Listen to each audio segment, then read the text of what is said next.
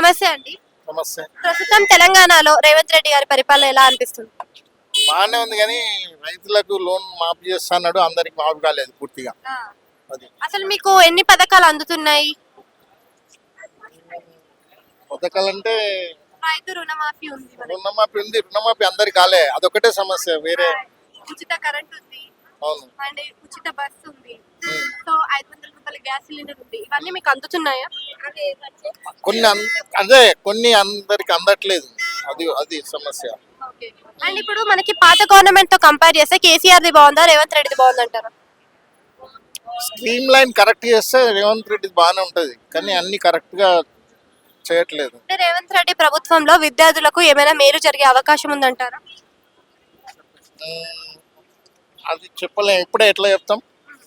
అంటే 8 నెలలు గడిచిపోయాయి. మొన్న వచ్చిన ఏపీలో గవర్నమెంట్ చూసుకున్నా గానీ మనకి పెన్షన్లు కూడా పెంచేశారు. మరి ఈ గవర్నమెంట్ లో అర్థం కాదా మీకు? పెన్షన్ అట్లనే ఉంది. అది 2500, మహిళలకు 2500 ఇస్తాను, అది ఇవ్వట్లేదు. ఒప్పుకున్న వాటిలో ఒకటి ఏంటంటే రైతు బంధు కూడా ఇవ్వట్లేదు. రుణమాఫీ చేస్తాను, రుణమాఫీ సరిగా చేయట్లేదు, అది అందరికి రాలేదు.